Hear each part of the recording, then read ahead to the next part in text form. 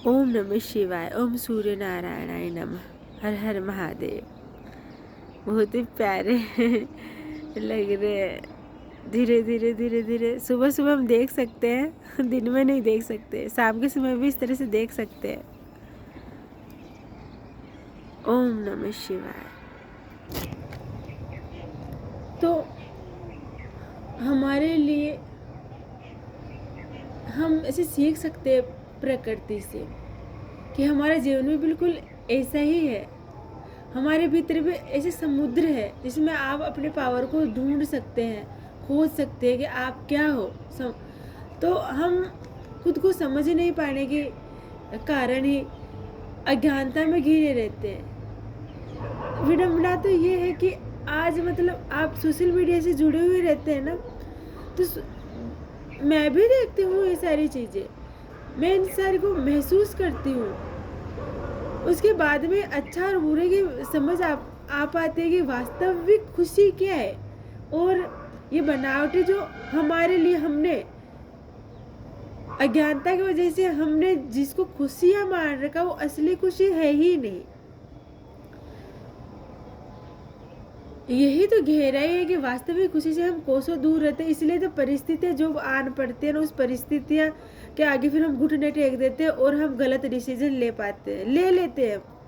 अच्छे बुरे की परख नहीं हो पाती है, गलत फिर हमारे निर्णय हमारे लिए घातक साबित हो जाते हैं। बहुत बहुत सारे ऐसे उदाहरण भी है। तो हमने हमारे अंदर के इस समुद्र में कभी कुछ ढूंढना चाहा ही नहीं, बस बाहर से जो लिया है। हाँ, बाहर सब कुछ इतना ज्ञान है ना वास्तव में कि इतनी अच्छी अच्छी बातें हैं। लोग इस्तेमाल भी कैसे करते हैं उन अच्छी बातों को अपने स्वार्थ में, सोशल मीडिया में स्टेटस के ज़रिए, या फिर कैसे भी आप कोई बात रखना चाहते हो ना, ज्ञान का सहारा लेते हो। वो भी अपने स्वार्थ में अपने मन की बात जब कहना चाहते हैं ना, हम उस ज्ञान का सहारा ले लेते हैं। लेकिन क्या आपने उस ज्ञान को कभी अपने जीवन में उतारने की कोशिश करी? अगर उतारने की कोशिश करी तो करी हुई होती ना, तो आपको ये सब कुछ कहने की ज़रूरत ही नहीं पड़ती कि ये आप अपनी जो बात रखते हो ना ऐसे सोशल मीडिया के ज़रिए, कोई किसी किसी चीज़ से हताश हो जाते हो, परेशान हो जाते हो जब, तो ये कहने की ज़रूरत ही नहीं जब आप वास्तव में उस ज्ञान की गहराई तक पहुँचे तो। और उसके लिए आपको खुद को जानना पड़ेगा, खुद को समय देना पड़ेगा, अपने जीवन को ना बिल्कुल डिसिप्लिन जो कह सकते हैं, डिसिप्लिन में लेकर के आना पड़ेगा। नहीं तो गुमराह होते हैं। ये यहाँ की जगत की है, इसके अंदर की इस संसार में जब हमारा जन्म होता है तो इनका असर हमारे ऊपर आता है, वातावरण का, परिवेश का असर हमारे ऊपर आता है, जो हम अपने आप को खो देते हैं, फिर इस अंधकार की दुनिया में जीतते हैं। अब आप देखते हो सूर्य की रोशनी से आप कैसे प्रेरित हो सकते हो कि सुबह के समय में अगर उठो तो आप देखो कि आसमान बिल्कुल एक समान ऐसे अलग अलग कलर्स में नहीं दिखेगा आपको, एक रंग में रंगा हुआ रहता है। लेकिन जैसे सूर्य की रोशनी उन पर ऐसे जाती है तो आपको सच्चाई दिखेगी कि बादल ऐसे, नीला आसमान, ऐसे सच्चाई दिखती है। तो वैसे अपने आप को ऐसे सच्चाई में ढाल ले आप कि आपको आपके ऊपर अंधकार की परत हट जाए।